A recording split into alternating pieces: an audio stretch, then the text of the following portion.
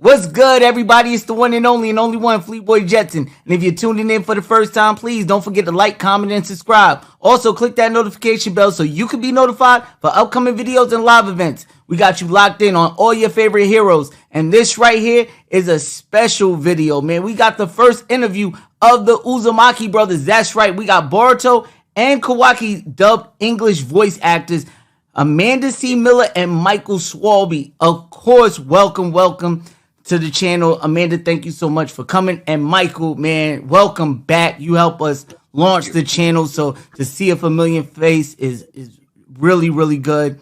I'm gonna start off to ask y'all, how y'all been? What y'all got going on? And, you know, how's life like?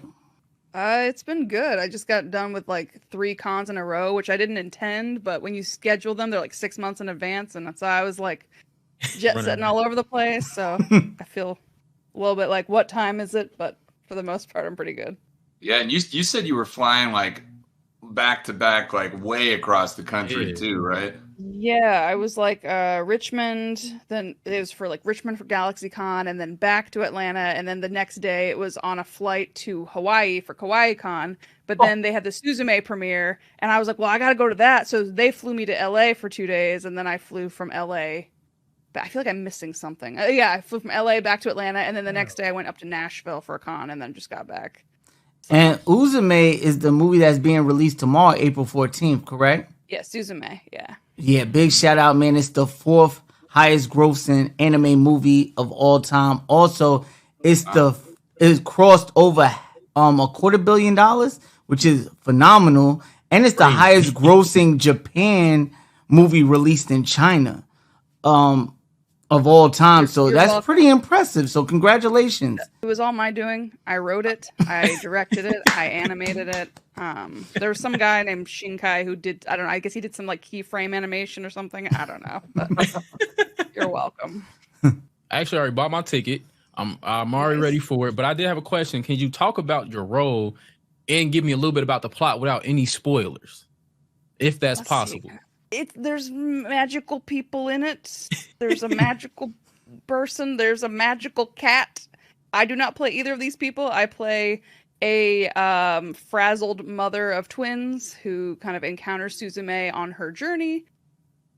I don't know how much more I can say without spoiling anything, but yes. Well, what's some of the dynamics of the character that you could tell us about?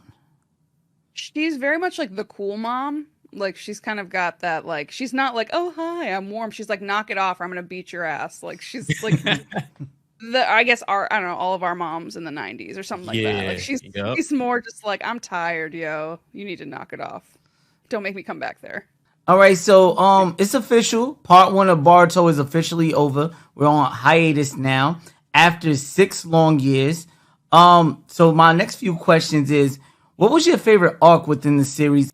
I mean, it's probably biased, but I think that the Ishiki fight, like, that arc is so good. The Vessel arc is just so, I mean, it's like back to back to back incredible. The Kara actuation into the Vessel arc into the Ishiki fight is like peak fiction.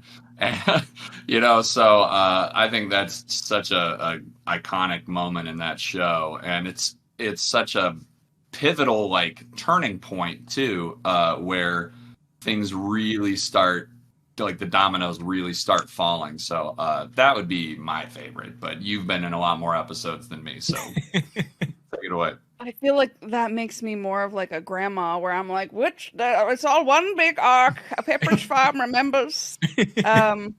Let's see, I really liked, there's an arc with Mitsuki where they're not sure if he's like evil or whatnot, and it's really touching for Boruto to realize kind of what Mitsuki meant to him, because I feel like till that point he kind of took him a little bit for granted and was like, there's just this weird annoying snake guy.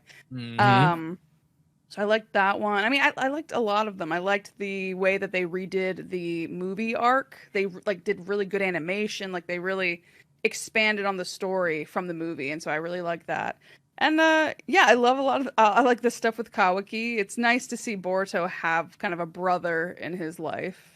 And I'm excited for the next stuff. We'll see what happens. I imagine it suddenly is not fun and games anymore. Yeah, it's about to hit a really serious turning point.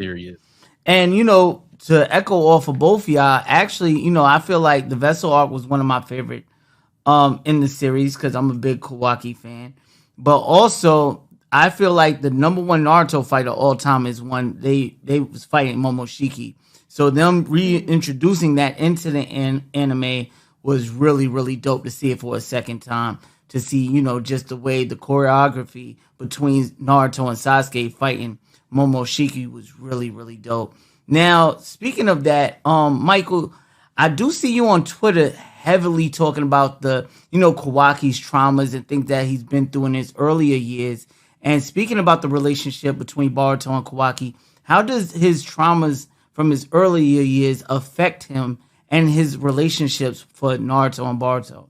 Yeah, that's a really great question. I like to think of myself as kind of a psychology nerd, and the way that trauma influences relationships has been a big, without getting too trauma dumpy, it's been very important for me to navigate in my life, and it's part of why I resonate so strongly with Kawaki and how he interacts with others. And so I think that it influences absolutely everything in this show, relationship wise. And to me, it's almost silly to say, but I think Boruto has one of the most realistic and impressive depictions of trauma and PTSD in like any piece of fiction, certainly in anime. I mean, absolutely in anime. Most of the time, almost without exception, if a character has trauma, it's used as like justification for an atrocity, or it's just used as like a little piece of lore point that then gets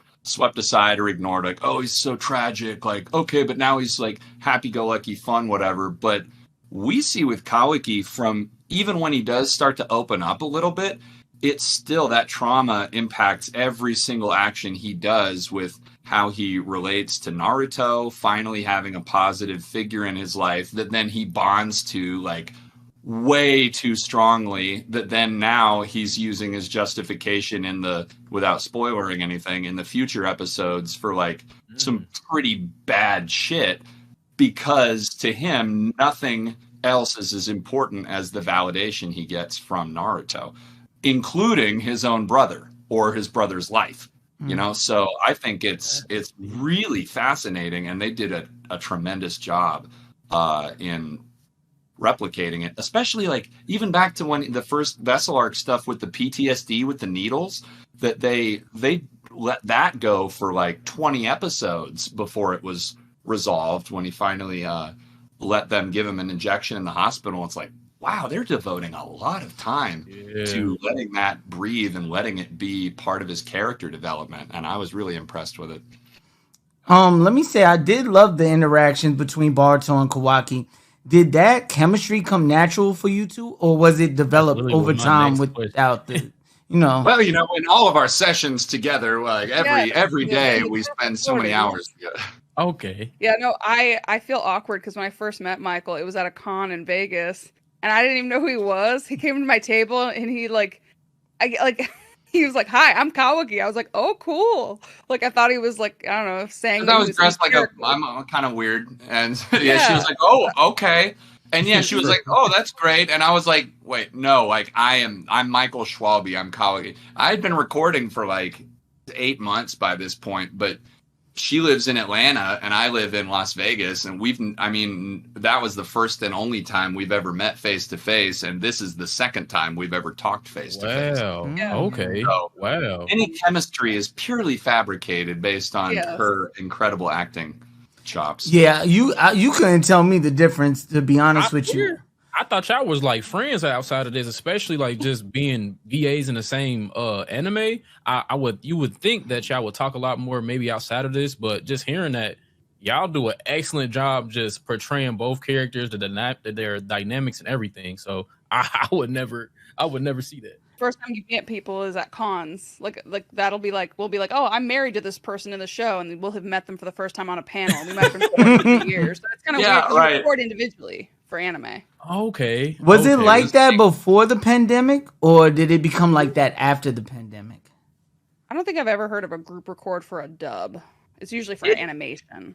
Back like 20 years ago, they would do that, but like budgets are so bad. I mean, anime pays so pathetically bad that like they do it as cheaply and individually as efficiently as possible. So yeah, it's usually a very isolated thing. And most of the time, even prelay, like normal Western cartoons where you're not dubbing, those are done individually too now, unless it's like a really big, like the main characters of a very big show, like maybe The Simpsons, they might record together. But I've only had two ensemble recordings in person ever in 12 years of voice acting. What was your favorite interaction between Boruto and Kawaki? Like mine's, I believe, is like the first time I think Kawaki stays in the Uzumaki house and they're trying to share bathrooms and they're fighting over the bathroom and they both go outside to take a leak.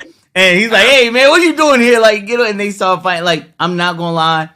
It made me like, it brought out the kid in me to see that little part. There's an episode where we're in like an inn and we think it's haunted.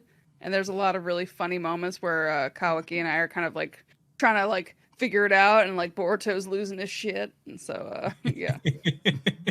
I don't know if that dub is out yet, but yeah, that was a really fun one to do. And I thought I'm with you, Flea. I think the moment where they're like peeing on the wall together, and then they're like, just why are you standing so close to me? Like, I tried really hard to get like, oh, I didn't know it was so cold outside in the script. But I don't think it made it past the censors. But and then they just start beating you hear a little zzz, and then they start beating the shit out of each other. Like, that's such a sibling moment. Like, do you have brothers, sisters, Amanda? Yeah, I have. I'm the oldest. I have a little brother and a little sister. Me too. Oldest and little brother, little sister. No wonder we're so good at beating up on siblings. We know how to do the sibling crap. Just like. Then the movie Boruto inherits, the Karma Seal, and Momoshiki is now a part of him. Like, so my whole thing, I see the similarities between Momoshiki and Boruto and how Naruto and Ninetales dealt with that relationship. Would you like to explore that in the time skip? And would you like to explore the more villain route of Boruto? Like, would that bring out a different side of voice acting for you, or a different take on him? In the moments where Boruto's kind of possessed, it is fun to kind of mimic. Is it Wally? I think who's playing Momoshiki. It's like I think Wally Winner. Maybe. Okay, yeah. Like, and so it's fun to have that more theatrical kind of thing. Like, oh, I will crush you, mortals. But I would love to see them explore it. But I want to see it like a sitcom. Like me and my Otsutsuki, like I'm like he just lives inside me. That would be dope. That would be a dope take. Like a 90s Momoshiki, wah, wah. That Momoshiki, what a kid! You killed my neighbors. Oh, Momoshiki. I really do think Momoshiki is probably one of the coolest villains they introduced in the new. I would say like the new gen of Naruto, like the Boruto generation. I do like him. Ishiki, Ishiki was cool, but Momoshiki really stands out. And I do like the fact that hopefully within the part 2 of Boruto, which I know y'all probably don't know when it's going to be released or, know too much about it. But it would be interesting to see if they follow the manga on point when they come back. Because a lot of the fans' biggest problem with some of the filler episodes within the anime, and they feel like, they should stay more true to the manga because the manga is so good.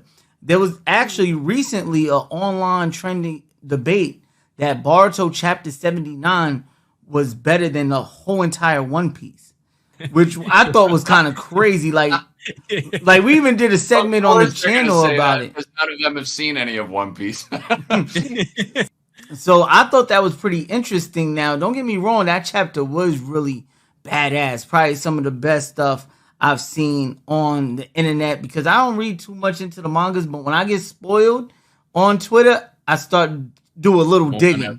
Then I start doing a little reading, and I'm more interested because chapter 79 was so, spoiler alert for everybody out there. We about to talk about chapter 79. So ring the alarm. Come back if you haven't read it. I'm gonna see if they have read it or if they've seen what we're talking about, and I'm gonna get their opinions on it, and then we're gonna move on to another segment in the interview. So, Michael, Amanda, how do you feel about the swap that Boruto and Kawaki did in 79, and where you think your predictions what will happen?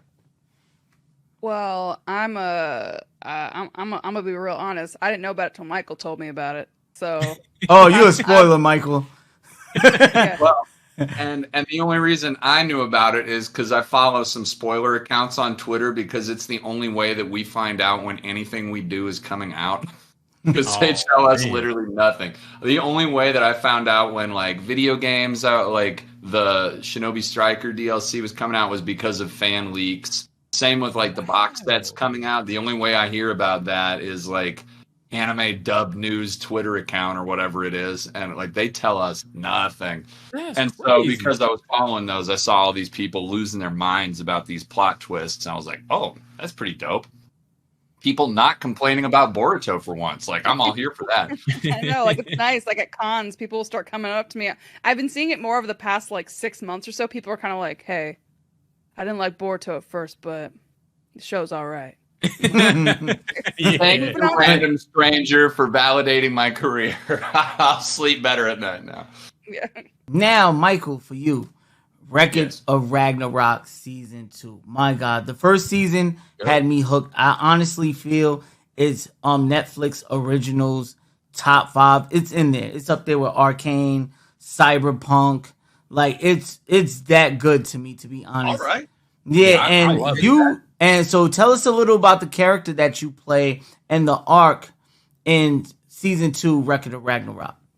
Sure. So I played Tanimon Raiden, and he is this gigantic, like, apparently he's a human, but like, goddamn, he's like 20 feet tall. One of the most legendary sumo wrestlers from Japan's history. And the guy is just a complete glutton and drunkard and lecher, womanizer, and really, really funny in a like pretty raunchy way. So I had a great time doing those episodes, and got to be directed by Michael Schneider, who's one of my best friends in real life. So that was super fun to finally get to work with a friend. He did not get me the role, FYI, but he just happened to be on it. And anyway, it was also fun because doing these just big, beef monstrous kind of guys is a big shift from obviously Kawaki. And so it's fun to have a little bit more range in my anime credits because everybody wants to feel versatile. That's definitely cool. Now, you did go against the God of Destruction, Lord Shiva, which It was a hell of a fight. I was rooting for you, man. I'm not even gonna lie. I was rooting for you. I was like, yo, they better not kill my boy off, bro. I will tell you, I finished my first session. It was like, I don't know, 2 or 3 hours, and I was like, all right, or actually maybe second session. I'm like, all right, how we got a couple more sessions? Like, we got a lot of episodes to get through. And he was like, and I was like, no. Yeah, it was pretty sad to see him go out like that, but it would have been lovely to see him bring some of the characters back, like him. And like in season 1, Adam was probably my all-time favorite. Him with the God eyes, I feel like supersedes even the Sharingan or something like that nature. So it was pretty dope to see you in Record of Ragnarok, a personal favorite of mine. When I seen the credits for it, I'm like, yo, I know him. I interviewed him. I swear. Yeah. So that was pretty dope to see you in that, man. Do you got anything else you could tell us you're working on, or things you would like to work on, or well, as Amanda will also agree, most everything we do is always under non-disclosure forever. I mean, there have been a couple shows that I've done. I've done a few little bit parts here and there for. There was one called Battle Athletes Victory Restart that I did. I just loved my character in it. Jimmy K, the very flamboyant announcer for the whole series, and he's just always ready to have a good time at the World Whatever Fest. And so he was just so over the top, and that was super fun. But I don't think anybody watched that show. But what else did I say? I don't know if there's anything worth talking about that is not non-disclosure. But I've got a number of cool things that are cooking. So you'll just have to follow me on Twitter at WhatHeSaidVO, and you'll find out. Definitely. Actually, I do have something that I think is pretty exciting. So I'm a JoJo fan, and I know you play Jolene's attorney. So how was that being a part of? How was that being a part of that? A super top series like that. Did you feel any type of I want to say nervousness? Probably not, because you do this a lot. But how did you feel playing that role?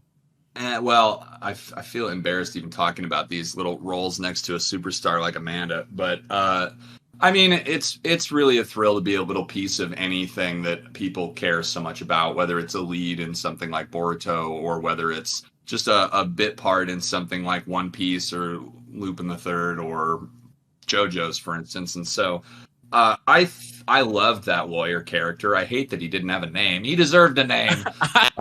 But he was such a shithead, and I'm such a shithead. So it was great to get to put that part of me out into the world. And Kira's a very dear friend of mine, and we've known each other for a long time. So that was really fun to get to act alongside. Well, not alongside, opposite, from mutual individual sessions.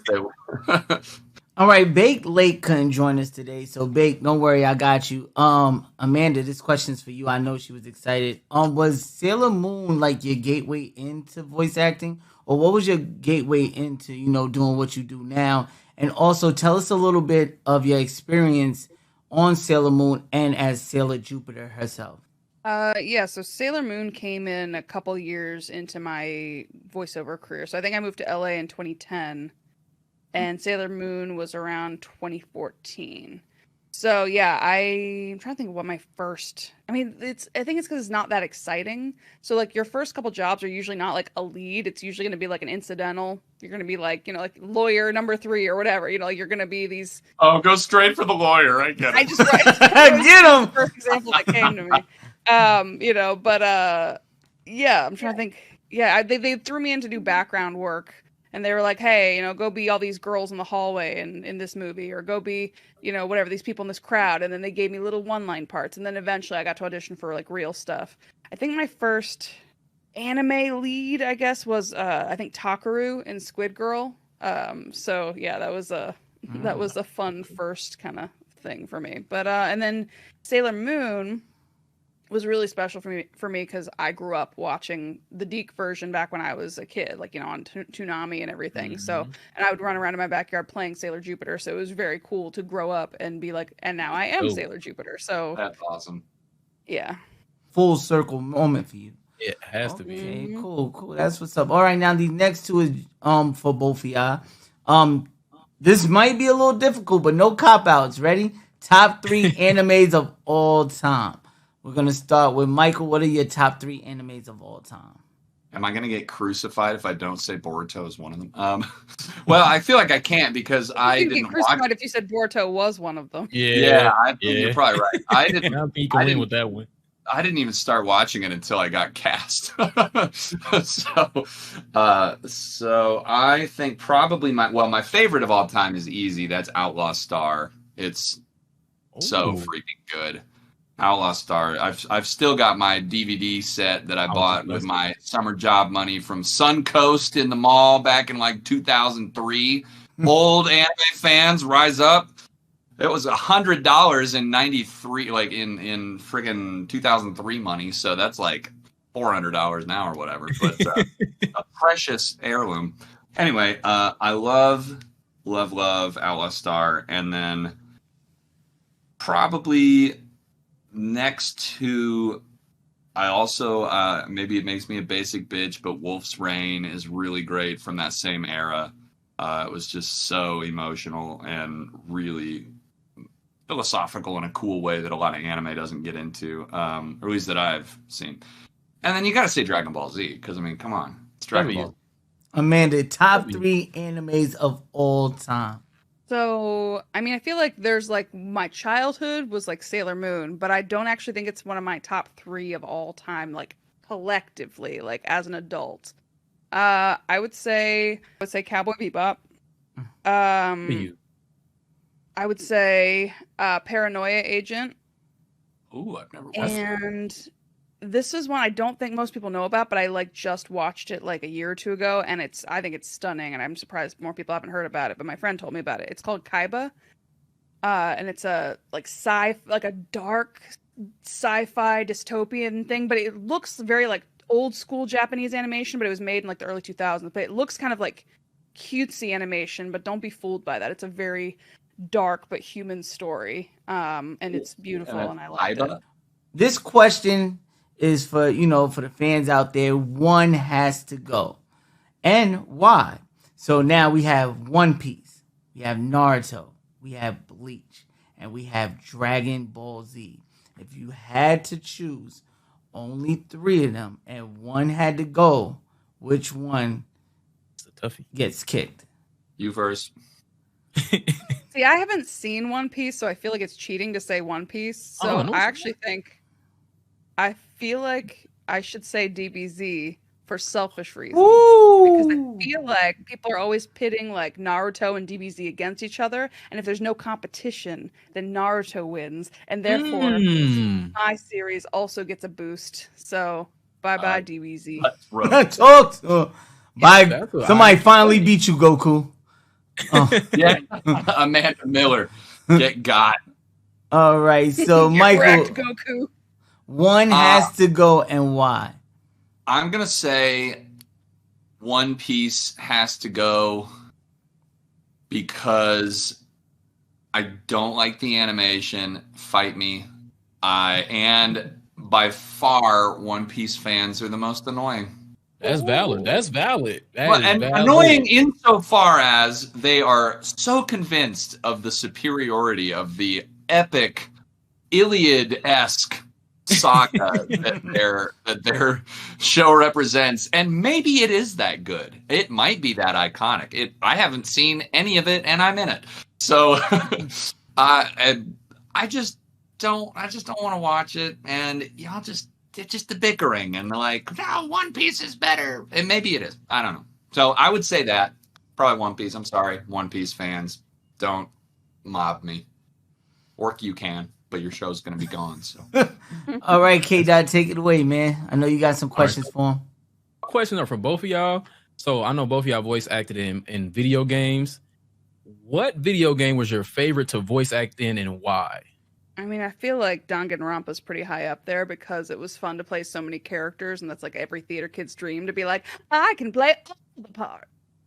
So, yeah, there's others that are fun, but I feel like that one sticks out. That's top tier. That's a top tier game, though. Michael? Man, I do way more games than I do anime by like a 10-to-1 thing. So it's got to be Half-Life Alyx for me because I grew up. I mean, I've got like 1,500 hours in Team Fortress, and I have all the Half-Life games, and I played through all of them, and so then Valve doesn't make we make money, not games now. We're Valve. And so, they're not making anything anymore. It's like, well, I guess I'll never be in a Valve game. Womp womp. They're done making games. And then they're just, casually drop this, genre-defining, still unbeaten, the best VR game ever made. And, not only that, I'm in it. It's so great. That was a big bucket list. That was my Sailor Moon Your Story version but it was actually 2 bucket list items for me because not only was I just run around the house excited when I got to do that and be the Combine, but because how many Combine have I killed now? I'm the Combine. So cool. But then the sessions pre-pandemic were at Warner Brothers, and so it was my first session that I got to do at Warner on the iconic Warner lot. So it was a very I think I've actually made it. I parked my car under the water tower and walked over to the studio at the Warner Brothers lot. So I think I did 3 sessions for that game. So it wasn't a ton, but it was really, really impactful and really cool. Okay, and then Amanda, this question is for you. So I want to say first off, congrats. But how did it feel to win Breakthrough VA of the Year? And did that have any influence on your career? Like, did it boost your confidence? Did you get more calls afterward? Can you speak a little bit about that? I mean, that was so many moons ago. What was that? 2013 or something? 2013 or 2014, I think. Something like that. But Yeah, no, it was, ever since. yeah, it was flattering. It was funny though, because I'm like, I've been doing this for years. I'm not some newbie, but that's kind of how that works. Where like, you know, even in Hollywood, people are like, oh, this is this person's first movie. It's like, no, it's not. It's just the first one you know about. But Let me tell you how many times I heard that with Kawaki. They're like, well, he's some new actor, but like, I've been a full-time actor for a decade. right, I just haven't done a lot of anime. They assume that they're like, oh, well, this is the first time I've heard of you, so you're brand new. It's like, no, I've just been trucking away on at bit parts. But yeah, no, it was really cool. It did not increase the phone calls though, because I feel like it's, you know, it's a cute. I think it's like the staff picks it, right? Like it's not like the fans vote on it. So I think it's a nice honor, but it's not really something where the industry takes note of it. And then did you have any involvement on Cannon Busters? And if you did, could you speak a little bit about that?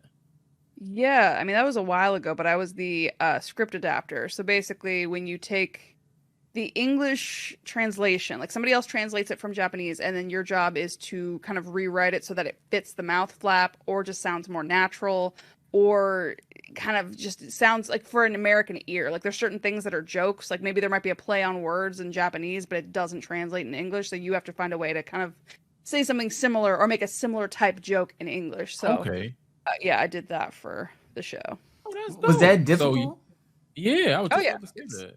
I mean, that's kind of what I do as my day job. But yeah, I still do that for not just anime, but for like live action dubs. So there's a lot of like for Netflix and whatnot.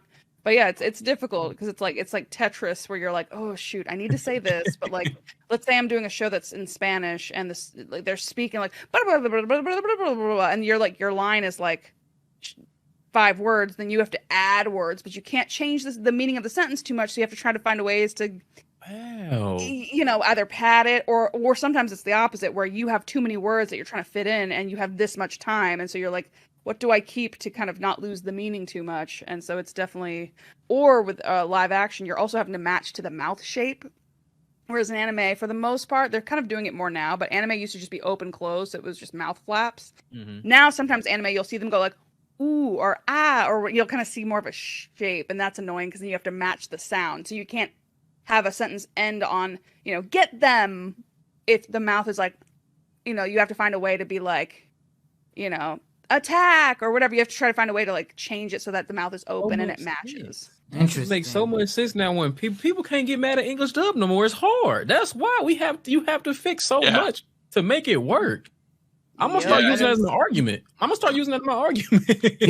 only we have to hit the timing, we have to hit the emotion, but also the mouth shape, and also the script adapters, like she said, are having to just shift things around or trying to make a translation make sense. And because I'm doing a lot of script adaptation for games right now, but under the guise of directing, I actually wanted to be a writer before I was into the music industry, which then led me to voice acting. But this game that I cannot say what it is, but it's a very big game, but we got just scads of lines that are like way overwritten, and so like we'll hear the reference audio and it's like 3 syllables, and then the script line will be like 10, and so then you're sitting here like, how do I cut this down and keep the meaning without making it sound just horrible? But it's got to be roughly the same timing because, you know, it's a part of a game cut scene or something.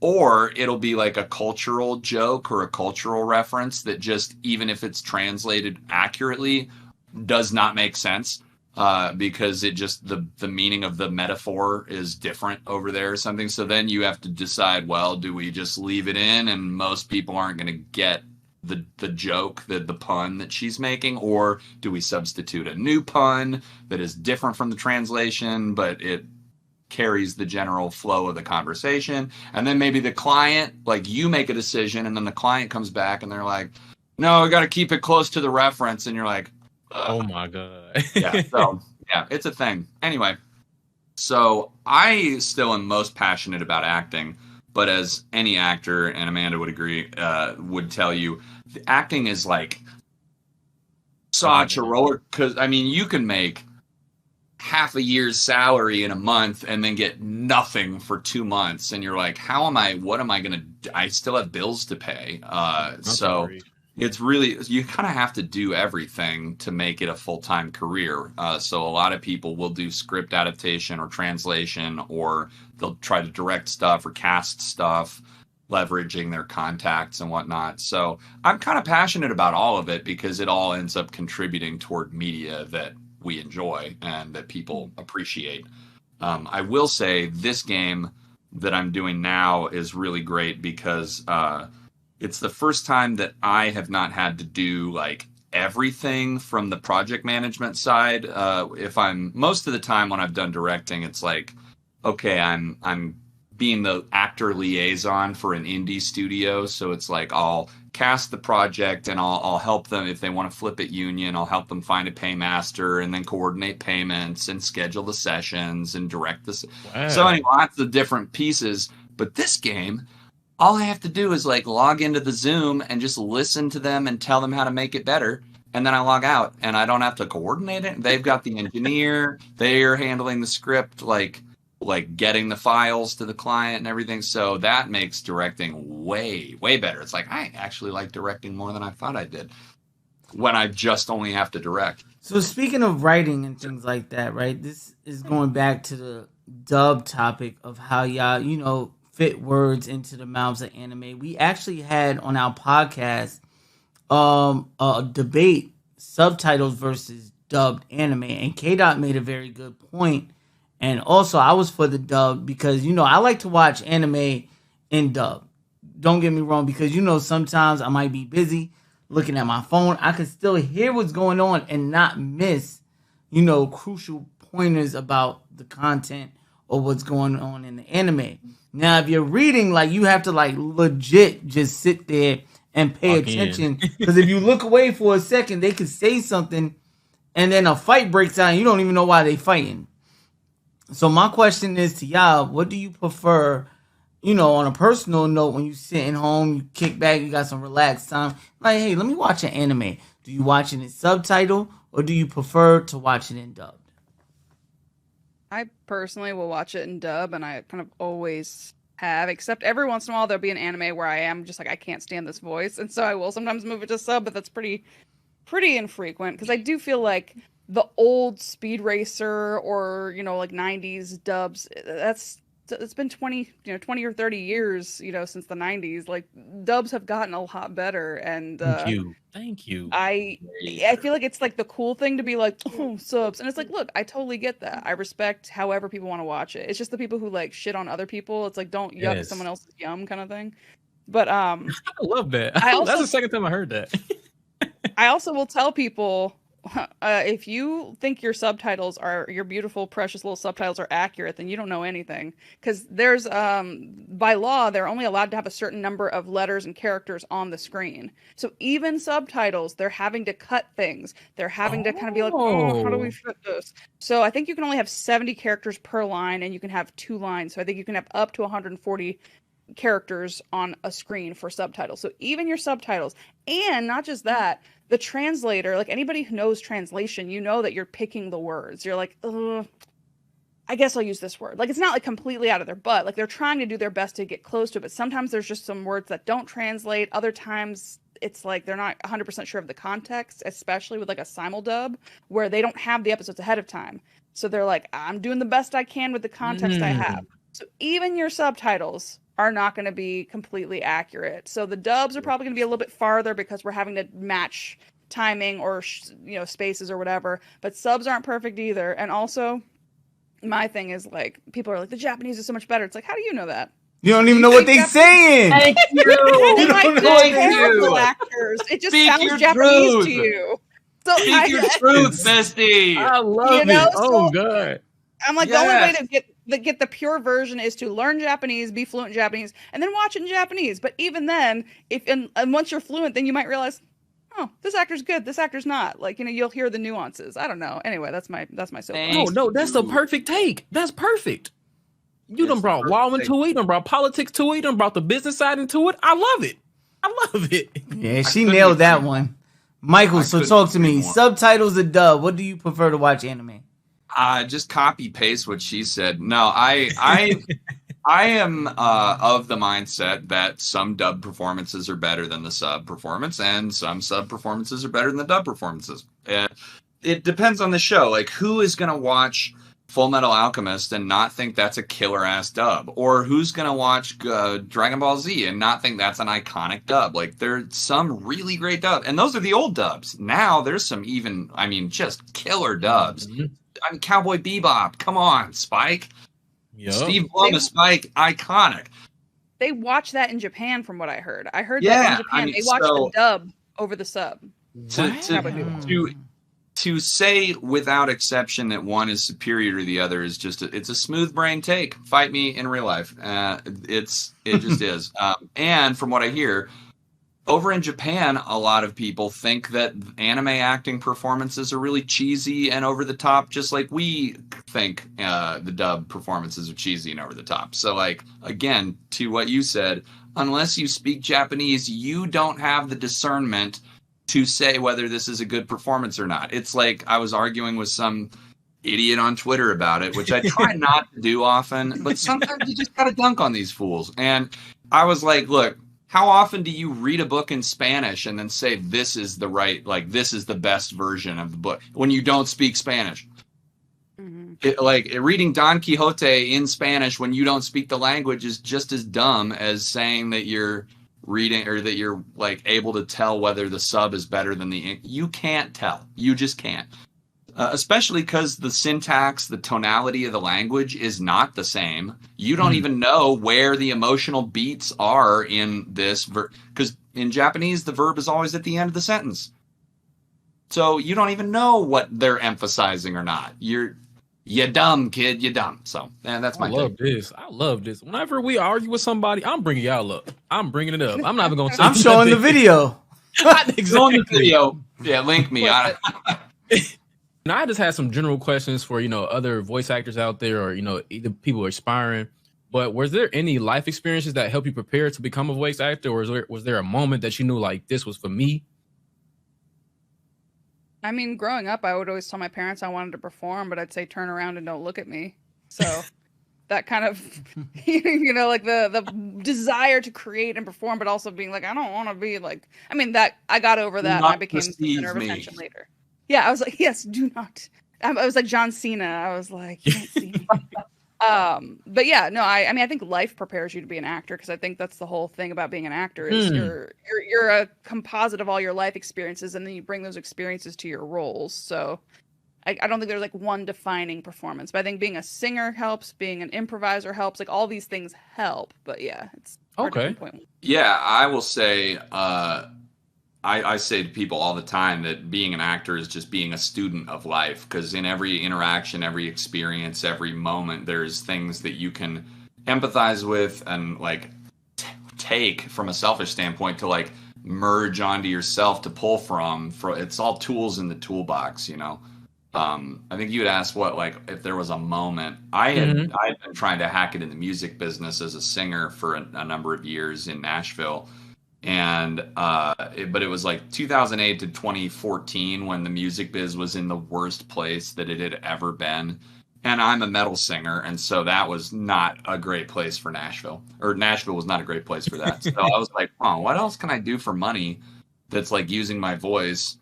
And I was working a record label at the time, and I'd started doing some like artist videos and stuff for the label.